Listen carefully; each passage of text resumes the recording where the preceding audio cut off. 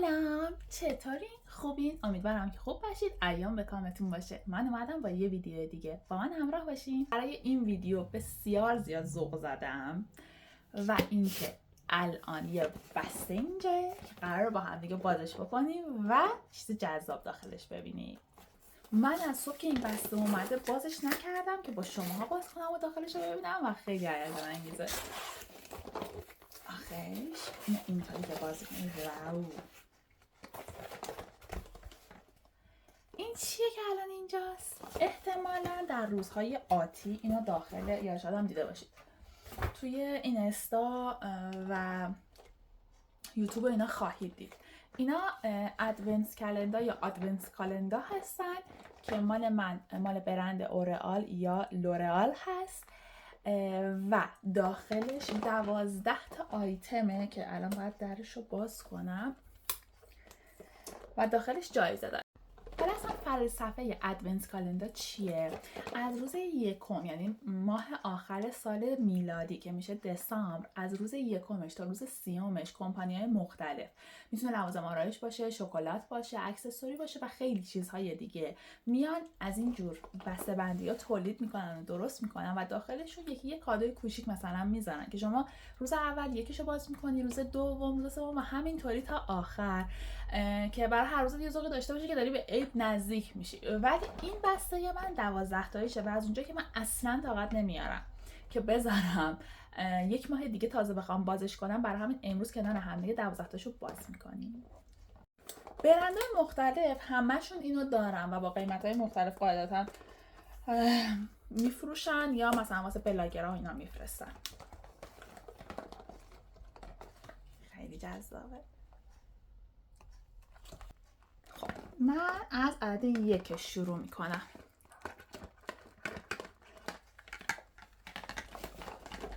بازش کنیم. البته پشتش نوشته چیا داخلش، ولی من نخوندم. آو، ریمل. این ریمل رو من زمانی که ایران بودم ازش استفاده میکردم و واقعا چیز خوبی بود. یعنی فرچه‌ش رو میدونم چجوریه. بلند میکنه موجه رو. این اولیش. میذارم داخلش که بعدا دوباره هی بازشون کنم ذوق کنم. دومیشو پیدا دومیش اینه هستش.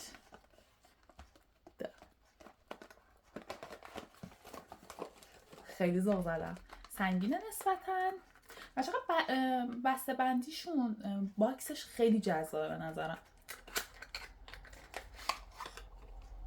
مینی شامپو. میدونم این چیه. این برای کمک محافظت میکنه، محافظ کننده مو هستش. بعد پروتئین داره، ویتامین داره، دیگه جونم براتون میگه روغن آرگان هم داخلش داره. اینو حتما میزنم ازش، حتما اینو ازش استفاده میکنم.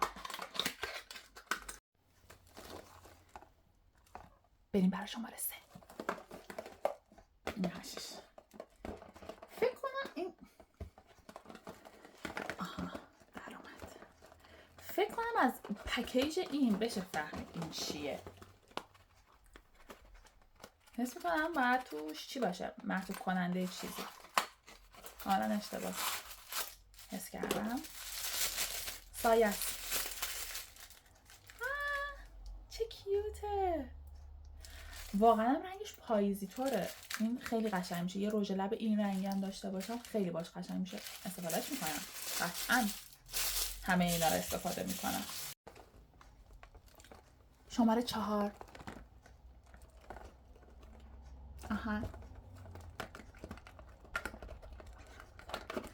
اینم باز فکر کنم باید ریمل باشه. یعنی توی این بسته من 2 تا ریمل دارم.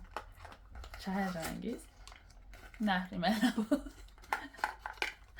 خط لبه. با چقدر خوش رنگه. بسیار عالی. 5. برند اورئال چیزای مختلفی زده. حالا مال من اینی که دارم 12 تاییشه. میدونم 20 تاییش هم هست. 5 باز میکنیم. میخوام بگم ریمل باز به خاطر بسته بندش، ولی باز هم خط لبه. نه خط چشه، ببخشید. بذار ببینم. بله خط چشه. چه مشکی هم هست. اینا رو باید استفاده کنم، اینجوری اصلا هیچ نظری نمیتونم راجبشون بدم. 7 داره تموم میشه، من ناراحتم از این ماجرا. حس میکنم تا دسامبر هی برم از این بسته‌بندی‌ها بخرم بیام برای شماها ویدیو بگیرم. یه دونه دیگه باید سایه باشه. پکیجش اینجوری. وای خدا چه صدفی خوشگلیه. جوش دماغ منو. اینم قشنگه. میریم برای شماره 8. یعنی این یکی دیگه واقعا بعد ریمل باشه، حس میکنم به خاطر ابعادش. بله واو. اینو میدونم کدومه. ببینید این چیزی که راجبش میدونم، میبینید دو طرفش چجوریه، به شدت موجه رو کشیده میکنه، به شدت. حالا اینو باید استفاده کنم، ولی چیزایی که راجبشون خوندم و میدونم، یعنی مثلا بلاگرها گذاشته بودن دیدم، انگاری این ریملشون از اون ریمل خفن است. شماره 8 بودیم، حالا میام شماره 9.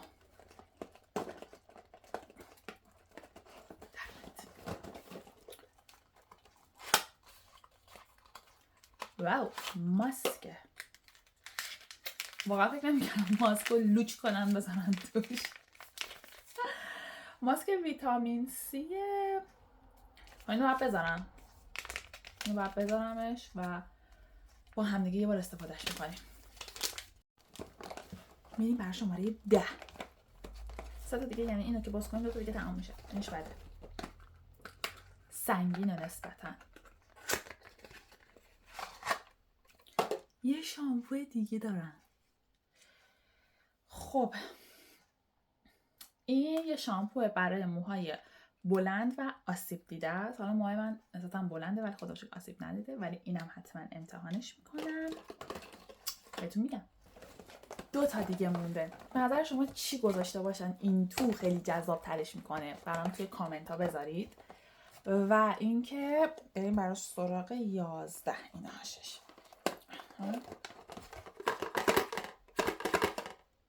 خیلی سبکه. حس میکنم شاید باید روژ باشه، ولی خیلی برای روژ بزرگه. به نظرم واقعا روژه، چون دقیقا همین روژه تو ذهنم بود.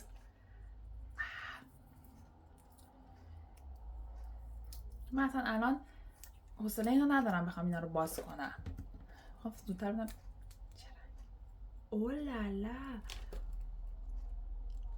خیلی رنگ قشنگیه، ولی این رنگ ها متاسفانه اصلا به من نمیاد. نظرتون چیه؟ اینو همینجوری بذاریمش، از بین کامنت ها قرعه کشی کنیم و من اینو بذارم برای شماها. نظرتون چیه؟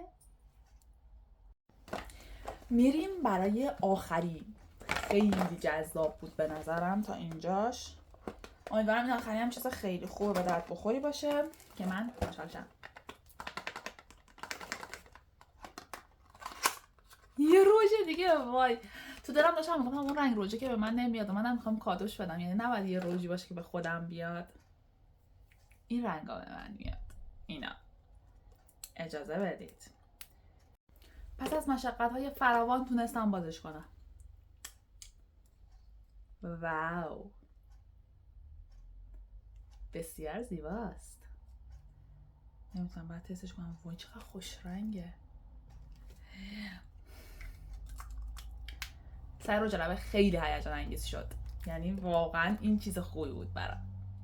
این بسته جذاب من تموم شد و من واقعا خوشحالم از اینکه اینا داشتم. ممنونم از آرال مهربون.